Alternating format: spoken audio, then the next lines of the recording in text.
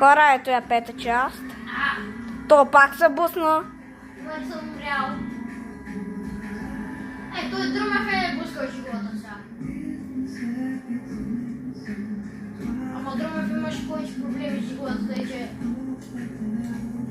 Я видим колко караме. 90.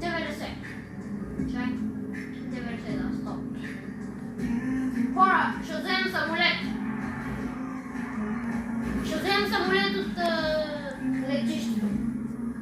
Или от военната база. Пишете в коментарите, искате ли да ходим в...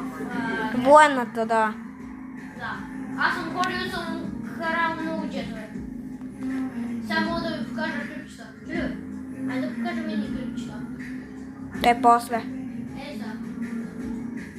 Сега ще откара самолет. Това е лесно.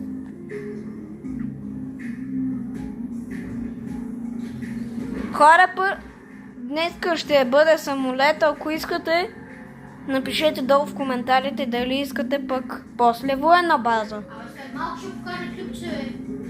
Хубаво е.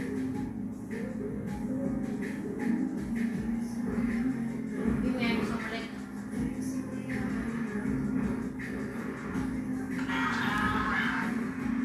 Айде, подгониха то. 3 звезди.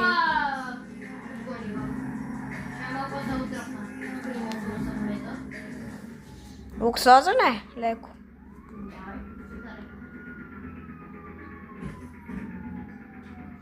Хора, пишете, ще открадам ли самолета? За последно бе? Май няма. Вече го крадем. Ще открадем ли самолета? Пишете долу в коментарите. И пишете дали може самолет да се дигне сам без да дигам крилото. Сега няма да дигам. Да видим дали ще се дигне. Дигна се! Ма те хората сега си помислят, че го вдигаш ти. Ама хора наистина. Ние не се базикаме. Това какво е такова? Хеликоптер, дай се пусна хеликоптера. Не успя. Сега, ще ви покажем... Хора! Ще ви покажем едни трикчета, които аз ги правя с самолета.